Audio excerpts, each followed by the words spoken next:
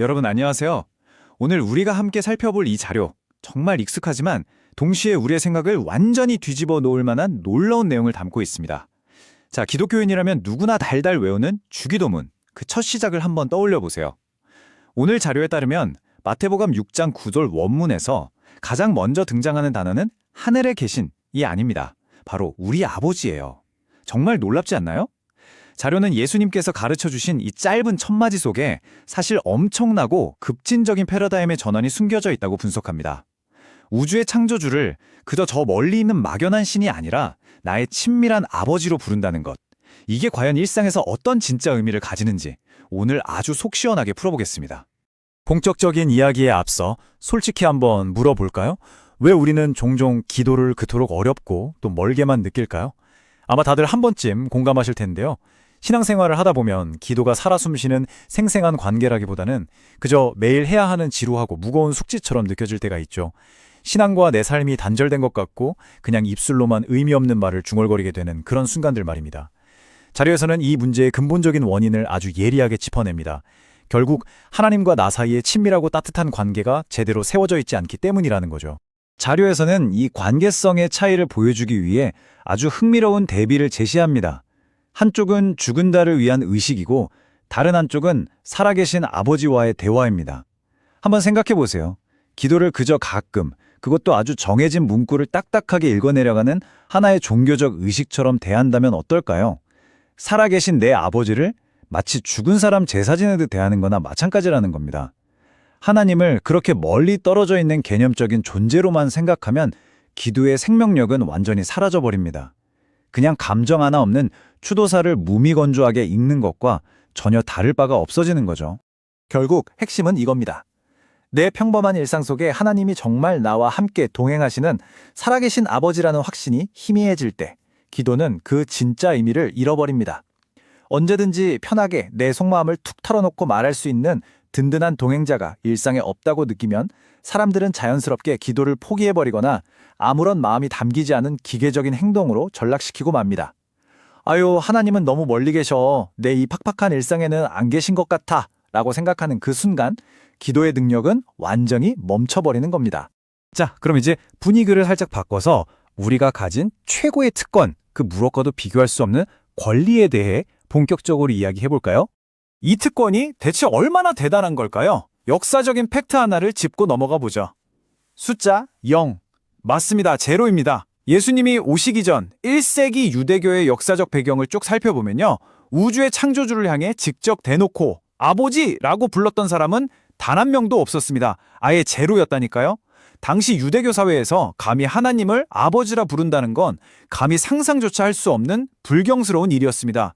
그런데 예수님께서 최초로 하나님을 아버지라 부르셨고 우리에게도 그렇게 부르라고 떡하니 가르쳐 주신 겁니다. 당시 사람들에게 이건 정말 머리가 띵해질 만큼 엄청난 충격이자 혁명 그 자체였던 거죠.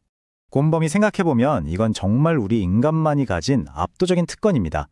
온 우주 만물을 지으신 창조주께서 오직 우리 인간에게만 당신을 아버지라 부르라고 허락하셨거든요. 천사나 동물도 분명 하나님이 창조하셨지만 그들에게는 하나님을 아빠라 부르라거나 당신을 닮으라는 권리를 주지 않으셨습니다. 오직 우리에게만 주신 거예요. 저 높고 위대한 천사들조차 감히 누리지 못하는 엄청나게 특별한 관계이자 권리입니다. 기도의 자리로 나아갈 때 우리가 하나님의 자녀로서 얼마나 스페셜한 권리를 가졌는지 이 사실 하나만 꼭 기억하셔도 완전히 느낌이 다를 겁니다. 그렇다면 이 말도 안 되는 놀라운 권리가 도대체 어떻게 우리에게 주어졌을까요? 사도 바울은 갈라디아서에서 이렇게 말합니다. 때가 참에 하나님이 그 아들을 보내사 우리로 아들의 명분을 얻게 하려 하심이라. 자료는 이 성경 구절을 바탕으로 예수님이 굳이 이 땅에 오셔야만 했던 진짜 목적을 설명해 줍니다. 바로 예수님 본인만이 독점하고 계셨던 하나님의 아들이라는 그 거룩하고 신성한 지위를 우리 같은 인류와 기꺼이 공유하시기 위해서였다는 거죠. 여기서 등장하는 정말 심오하고 가장 핵심적인 개념이 바로 양자됨입니다. 쉽게 말해 입양이죠.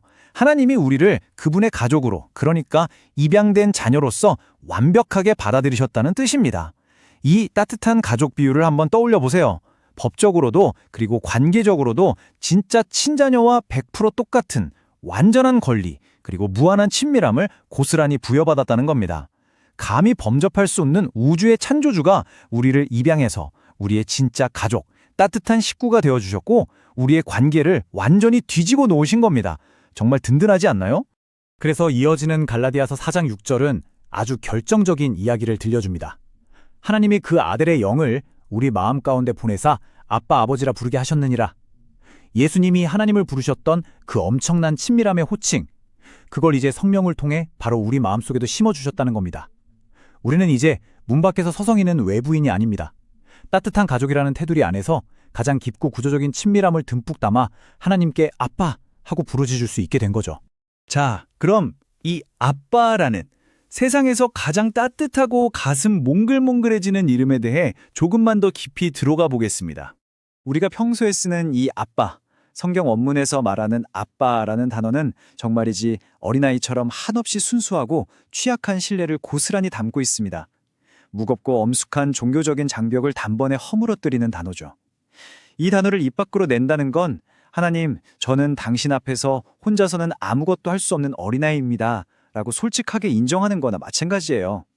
마치 밖에서 험난한 하루를 보낸 어린아이가 집에 돌아와 아빠 품에 쏙 안기면서 완벽한 안도감을 느끼는 것처럼 매일매일 그분의 따뜻한 돌보심과 도움이 나에게 절대적으로 필요하다고 온전히 신뢰하며 고백하는 겁니다.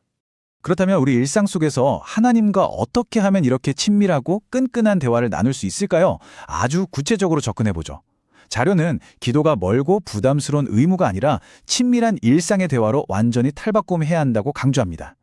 그러려면 우선 그동안 썼던 딱딱하고 격식 차린 종교적인 말들부터 싹 덜어내셔야 합니다.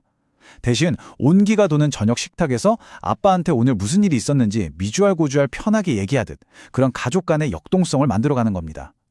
부모의 든든한 보살핌에 내 모든 걸 맡기고 커피 한 잔을 마시거나 길을 걷는 아주 평범하고 사소한 일상의 순간순간마다 하나님을 아주 자연스럽게 초대해보세요. 이게 바로 진짜 자녀된 자만이 마음껏 누릴 수 있는 일상 속의 특권입니다. 자, 그렇다면 이제 실전입니다. 구체적으로 대화를 시작하기 위한 3가지 핵심 요소를 살펴볼까요? 자료에서는 일상에서 올바른 기도의 대화를 열어가기 위해 이 3가지 요소를 제안합니다. 첫째는 그분이 나의 아버지가 되셨다는 사실 자체를 찬양하는 것. 둘째는 예수 그리스도의 구속에 대해 깊이 감사하는 것. 셋째는 내가 그분의 사랑받는 자녀가 되었다는 것을 마음껏 기뻐하는 겁니다. 여기서 특히 두 번째, 왜 우리가 구속에 감사하며 기도를 시작해야 하는가를 꼭 짚고 넘어가고 싶네요. 생각해보세요.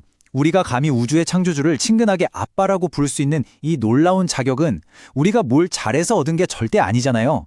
오직 예수님이 십자가에서 모든 값을 다 치러주신 구속사건 덕분에 거저 얻은 거죠. 이 엄청난 은혜에 대한 진심 어린 감사와 기쁨으로 기도의 첫 마디를 뗄 때 우리의 영적인 대화는 온도가 완전히 달라지고 한층 더 깊어질 수밖에 없습니다. 오늘 우리가 함께 살펴본 이 자료의 진짜 결론은 이렇습니다. 자, 이 모든 걸 알고 난 뒤에 여러분이 하실 다음 기도는 과연 어떻게 달라져야 할까요? 더 이상 거창하고 화려한 문장을 지어내느라 끙끙대지 마세요. 오늘 당장 우주의 창조주이시자 나를 너무너무 사랑해서 기꺼이 입양해 주신 그분께 친근하게 아빠 하고 부르며 오늘 하루 겪었던 소소하고 솔직한 일상들을 스스럼 없이 나누어 보는 건 어떨까요? 기도는 죽은 종교의식이 아닙니다. 지금도 살아계신 내 진짜 아빠와의 가장 따뜻하고 가슴 벅찬 대화입니다. 이 어마어마한 특권, 오늘부터는 매일매일 일상 속에서 마음껏 누리시길 바랍니다.